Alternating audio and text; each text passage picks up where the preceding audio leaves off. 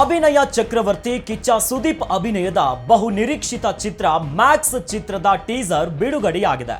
ಕಿಚ್ಚನ ದರ್ಶನಕ್ಕಾಗಿ ತುದಿಗಾಲಿನಲ್ಲಿ ನಿಂತು ಕಾಯುತ್ತಿದ್ದ ಫ್ಯಾನ್ಸ್ ಮ್ಯಾಕ್ಸ್ ಟೀಸರ್ ನೋಡಿ ಥ್ರಿಲ್ ಆಗಿದ್ದಾರೆ.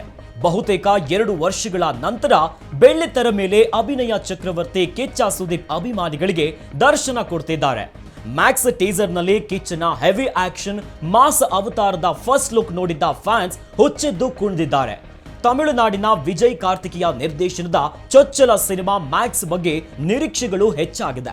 ಬಹುತೇಕ ತಮಿಳು ಟೆಕ್ನಿಷಿಯನ್ಸ್ ಕೆಲಸ ಮಾಡಿರೋ ಸಿನಿಮಾದ ತಾರಾಗಣದಲ್ಲಿ ಮಾತ್ರ ಕನ್ನಡಿಗರೇ ತುಂಬಿದ್ದಾರೆ. ಟೀಸರ್ನಲ್ಲಿ ವರಲಕ್ಷ್ಮಿ ಶರತ್ ಕುಮಾರ್, ಪ್ರಮೋದ್ ಶೆಟ್ಟಿ ಹಾಗೂ ತೆಲುಗು ನಟ ಸುನೀಲ್ ಕಾಣಿಸಿಕೊಂಡಿದ್ದಾರೆ.